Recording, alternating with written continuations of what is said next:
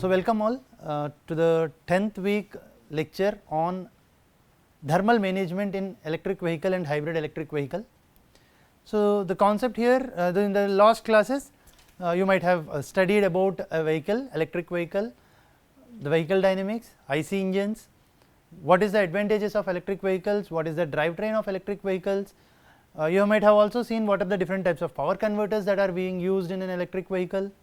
Similarly, you might have also studied about the batteries, the management, the battery management systems, why is it important and what are the different energy storage systems that are being used in electric vehicles.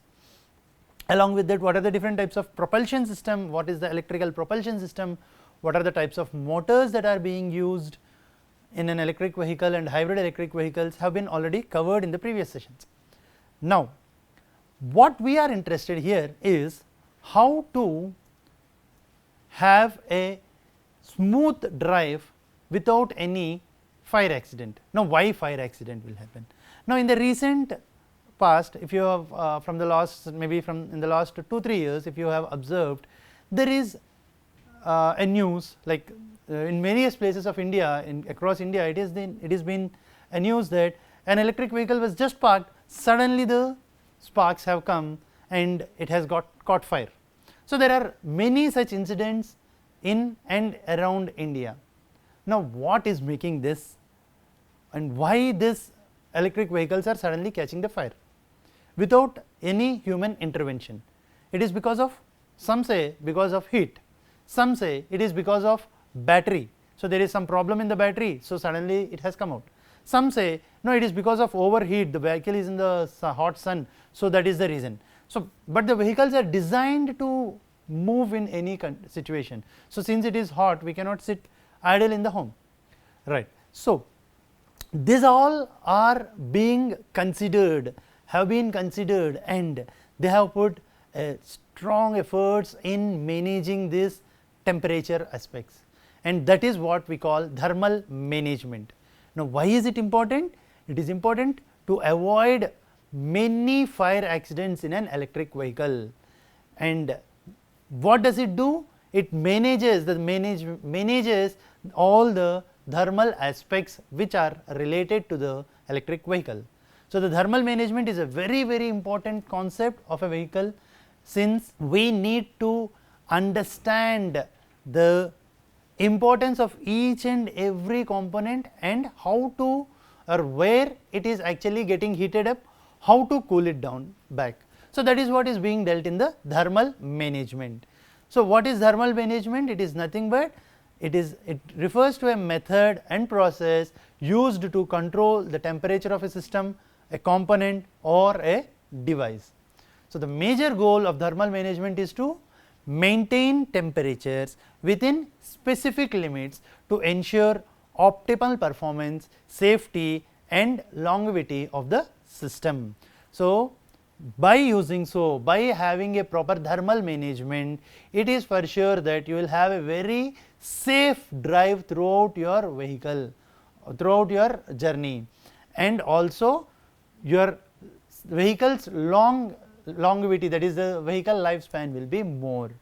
And this is very important in various applications, especially which includes electronics, automotive, aerospace and manufacturing. Now, apart from all this, we are majorly concentrated on electric vehicles. Now, why or what are the issues that are related to thermal management in electric vehicles? So, as already said, the thermal management is a crucial thing for maintaining optimal performance, safety and longevity of both battery as well as the critical components that are present in the electric vehicle. And this effective management ensures that the vehicle operates within the desired temperature range under various driving conditions. What are the major things, what are the key aspects we need to look into in a thermal system or a thermal management? So, first, when you talk about the thermal management, we are majorly concentrating on reducing the temperature or making the temperature in control. But in order to know where to reduce the temperature and how to reduce the temperature, it is equally important to know where this temperature is being generated or where the heat is getting generated and how it is getting dissipated. That is, the first key aspect will be to understand the heat generation and dissipation. So, we need to identify the sources which actually are generating heat in the electric vehicle and the dissipation process of the heat in the electric vehicle. Then we can talk about what or how to make it in control, how to control the temperature. Next, what about the safety and reliability in aspects of thermal management, then how you have improved or how we can improve the energy efficiency. As said, what are the various points or various components that are present in the system which generates heat. So, the systems that are required or that generates heat are the one which require proper thermal management. So, what are those systems? So, what are the components in a electric vehicle? If you remember, starting from the front wheel to the back wheel, first wheels, fine. Now, how do you drive the wheels? It is using a battery. So, the battery is the source. Now, when you have a battery in a vehicle, it is having its own battery management system to have a proper thermal management, SOC management, voltage current regulation, etc., etc. And that is one of the source, major source to drive the vehicle. The lot of heat will be generated at that point. Now, this battery is now given to the power to the battery is now given to some DC-DC converter or an AC or a DC to AC inverter. Now, this DC-DC converter, whether it may be buck, boost, interleaved, flyback or DAB, dual active bridge, whatever the power electronic converter is, we are using a high rated power converter and we are switching it at certain frequency. So, when you are using a high rated power converter, it means the voltage and current ratings are very high, that is the current flowing through the converter is very high, the switching happens at a very high or a faster rate. Now, when high currents are flowing, you have a lot of heat that is dissipated across the system. So, the power electronics, the power electronic converter, inverter, whatever is there, that equally has a key role in generating heat to the system. Then the next one, so we have started with the power source, that is the battery. Now, the battery power from the battery is fed to the power electronic converter or an inverter. Now, this power electronic converter and inverter, as you have discussed earlier, as you have studied earlier, it will generate the required rating, voltage current rating for driving the vehicle through a motor. So, the next major component is electric motor. So, in the electric motor you have different types of motors. This motor is the one which drives your vehicle. So, this motor has to work hard to make the vehicle move, and while working hard it is again taking some current, it has certain windings, it has certain losses, it has certain dissipations which are heat dissipations. So, it is equally important to have or understand that motor is also a source of heat energy dissipation. The next one, so these are the major drivetrain components which are to be considered for effective thermal management. Along with that, we also have a cabin climate control. So, the heat is also generated through the cabin when you are trying to control the cabin climate, heat is also generated through that. Like for example, you have an AC in your car.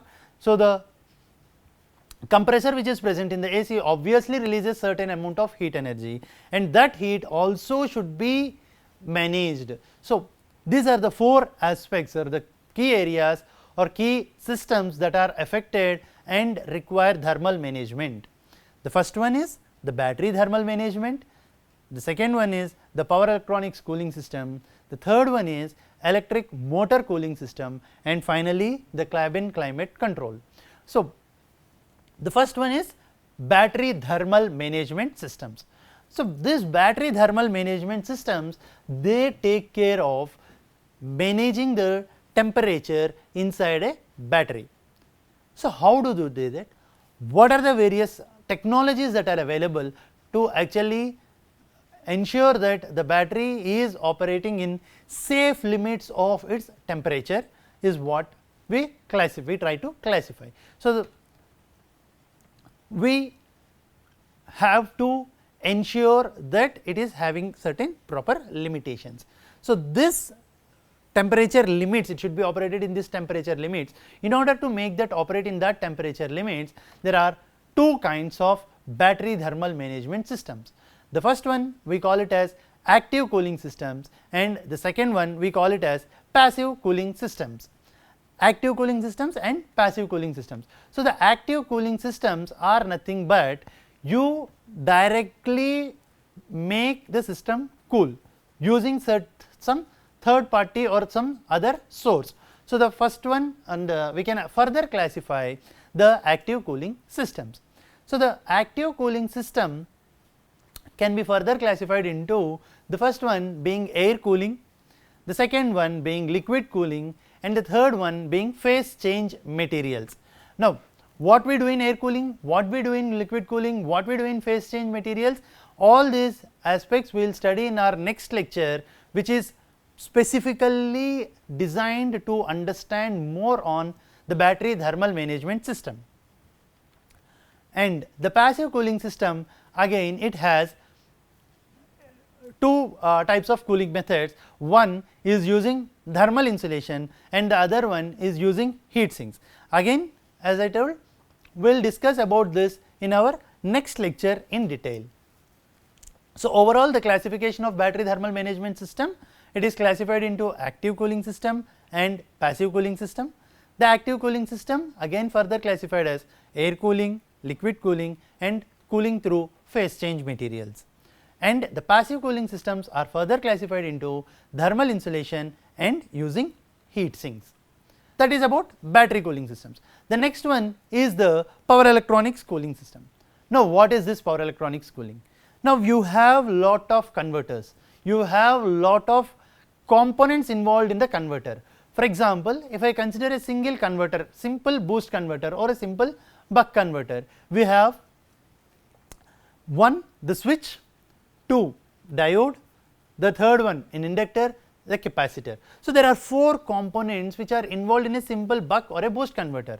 Now, when the rating of the system is say some 3 kilowatt or 5 kilowatt, you try to understand the amount of current that is flowing into the system in a 3 kilowatt.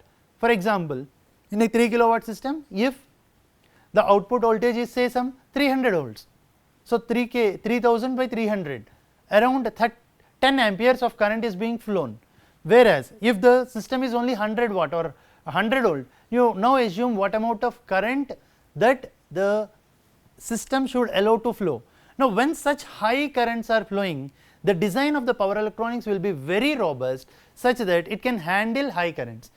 However, while handling such high currents, it is also equally important to understand or design the system such that these high currents, when pass through a flow, it will dissipate some amount of heat. It may be throughout the system or it may be especially at the especially at the switches, the power semiconductors or the diodes or across the inductor or across the capacitor. So, we should be having a proper design for these things. Now, how do you actually use this, or how do you actually make the temperature in control? So, the first we all know it is heat sink.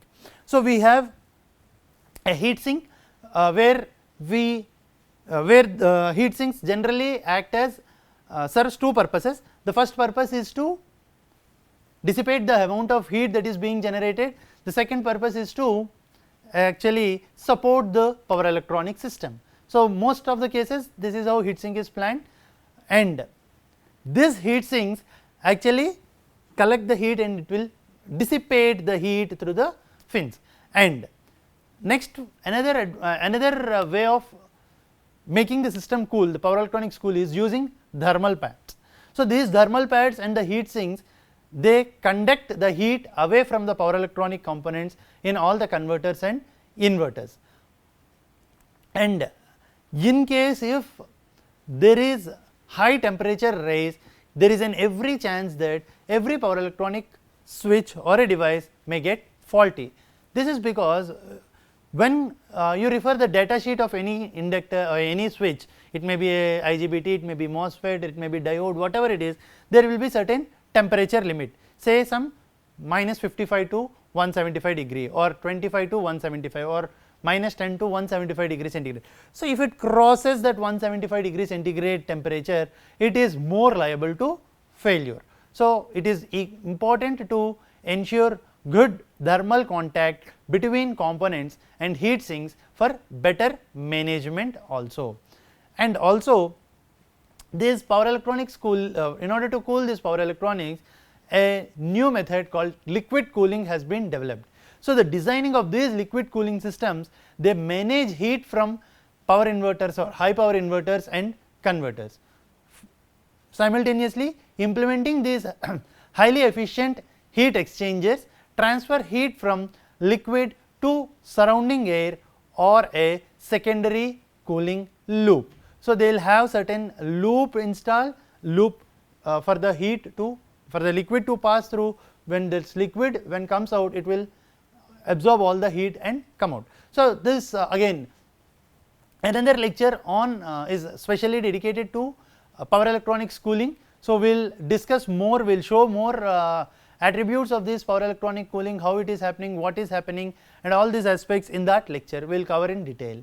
And the next one is the motor cooling. So, the electric motor is another crucial part in a electric vehicle. So, when we are driving the vehicle, there is a every chance that the motor, when it is moving, gets heated up. This you might have observed in various cases, even in your labs or in any system which you work. Now, how do you actually cool this motor? So, there are again 4 different types of motor cooling techniques. The first one we call it as air cooling. So, using forced air cooling with dedicated fans dissipate heat from the motor. Similarly, there should be a proper ventilation and air flow which around the motor, such that all the air, the forced air which is coming, will remove the heat outside the to the outside environment. Next one is the liquid cooling. So, again we have an integrating a liquid cooling jacket around the motor casing or using a coolant that can absorb and transfer heat efficiently. Then we have an enhancement in the heat transfer, the heat transfer enhancement.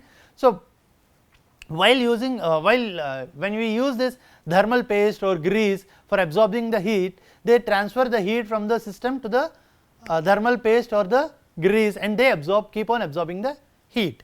Utilizing phase change material or heat pipes is another way of cooling your electric motor. Further, we have 3 different techniques, we have seen 3 different techniques. One is air cooling, liquid cooling, and heat transfer enhancement. So, the last one is combination, that is integration cooling. So, you use some hybrid cooling methods, like you can use air cooling and liquid cooling together, or you can use liquid cooling and thermal paste together, or air cooling and thermal paste together. It is like you combine, when we combine these 2 or more cooling methods, it is an integration cooling, which actually is one of the advancement to make the motor cool at a faster rate and maintain proper temperature limit. The most important part here in e-motor cooling is the motor keeps on running when you have going on a long run. So, the thermal management system of the motor should also be equally strong or equally working throughout your drivetrain. And the next one is the cabin climate control. So, again as I said, we have a dedicated lecture again for e-motor cooling. So, we will discuss more on e-motor cooling in the next lectures. Next one is the cabin climate control. So, in cabin climate control, we have different heat pump systems. So, we use irreversible heat pumps to provide both heating and cooling for the cabin. We optimize the heat pump system for energy efficiency. We also have some preconditioning for that. So, we need to enabling the remote preconditioning to heat or cool the cabin using grid power before driving, and integrating this feature with mobile apps or vehicle control systems for user convenience will be a more user friendly environment to check with the cabin climate control.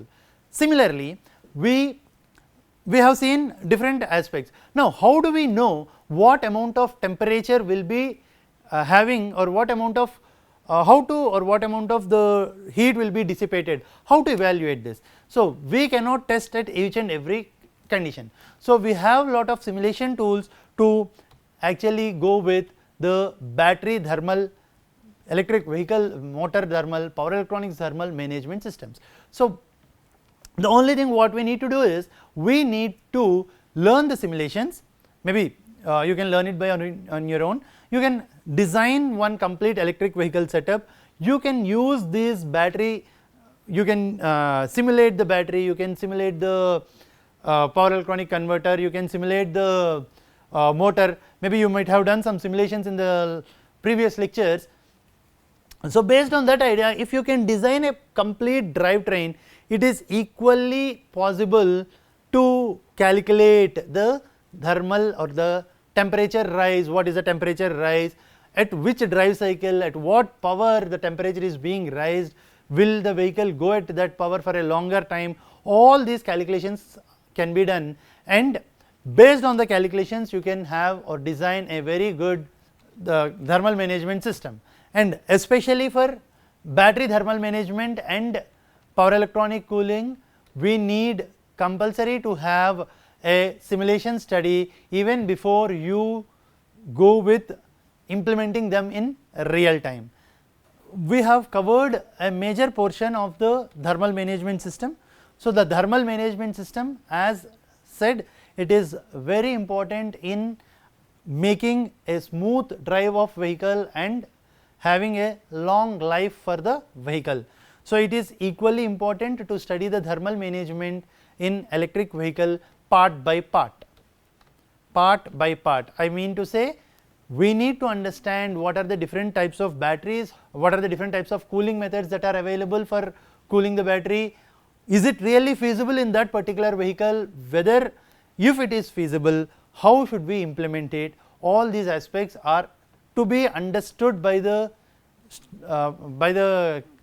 learner to have or to make a proper thermal management system.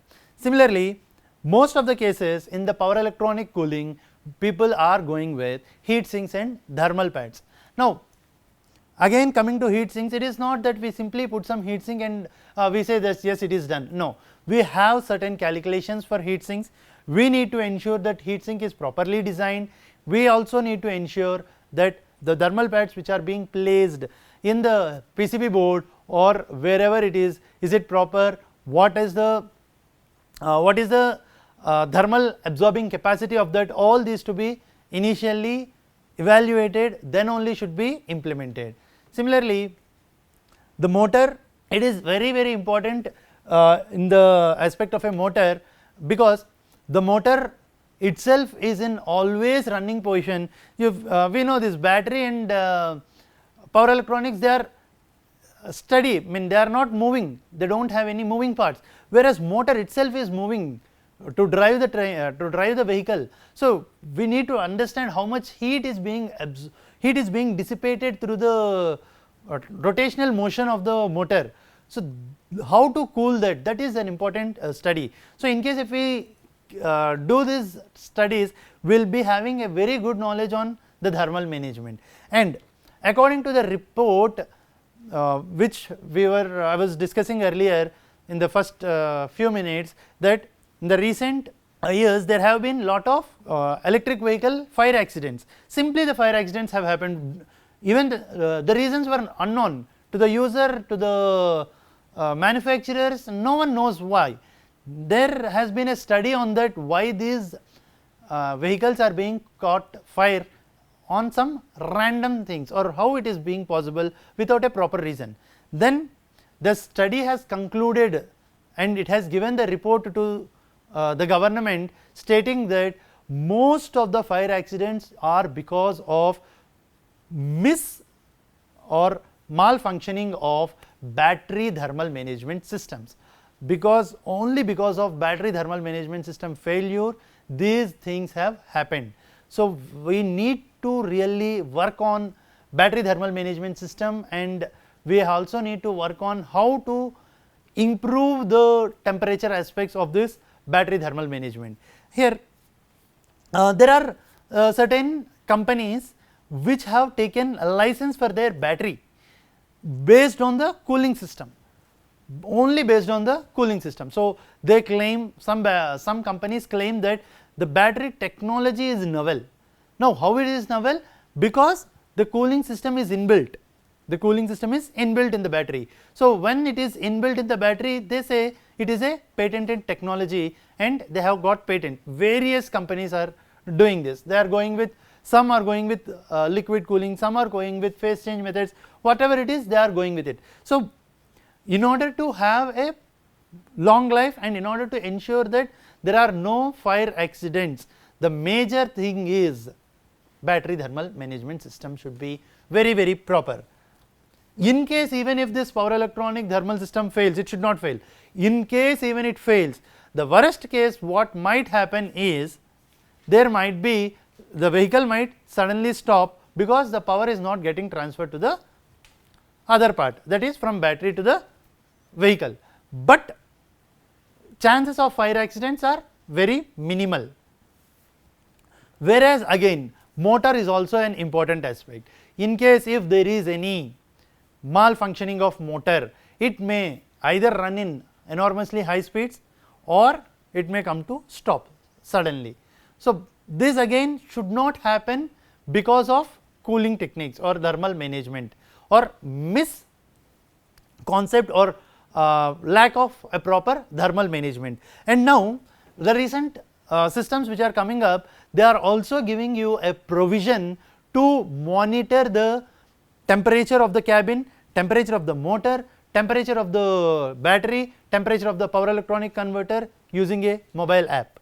So, they are having some sensors, they are either connecting it, they are sensing the data and giving it to your giving it through the app, or you can also monitor the temperature on the screen. Like in the recent vehicles, even ICEs, they give you the temperature indication, what is the temperature of the temperature inside the cabin and what is the temperature outside the cabin. Similarly, in case of electric vehicles, they give you the state of charge, what is the charge now, how many kilometers you can travel further, all this information is equipped in the screen.